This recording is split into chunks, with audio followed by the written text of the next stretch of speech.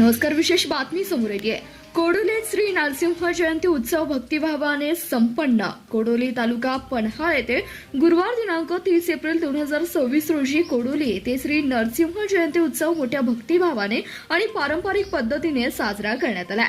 पहाटे पूजा व अभिषेक असा धार्मिक विधी शास्त्रशुद्ध पद्धतीने पार पडले व सायंकाळी 6:45 श्री नरसिंह जन्मकाळ विधिवत साजरा करण्यात आला. भगवान श्री नरसिंह हे श्री विष्णूचे 4थे अवतार मानले जातात. भक्तांचे रक्षक करण्यासाठी प्रकट झालेले हे उग्र पण करुणामय रूप असल्यानं भाविकांमध्ये या जयंतीला विशेष महत्त्व आहे. त्यानिमित्ताने कोडोली येथे नरसिंह मंदिर परिसरात उत्साहाचे वातावरण निर्माण झाले होते. उत्साहाच्या निमित्ताने श्रींची उत्सव मूर्ती आकर्षक पद्धतीने सजवून पालखीत विराजमान करण्यात आली. त्यानंतर कोडोली गावातून पारंपरिक वाद्याच्या गजरात भव्य मिरवणूक काढण्यात आली.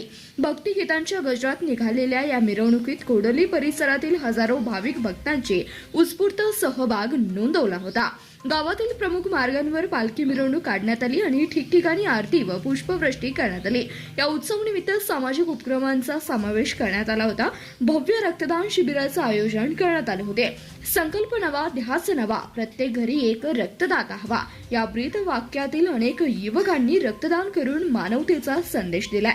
तसेच सर्व भाविकांसाठी महाप्रसादाचे उत्तम नियोजन करण्यात आले होते.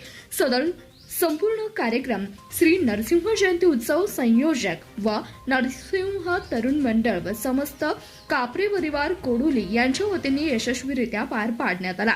ग्रामस्थ, कार्यकर्ते आणि भाविकांच्या सहकार्यामुळे हा उत्सव उत्साहपूर्ण आणि शिस्तबद्ध वातावरणात संपन्न झालाय.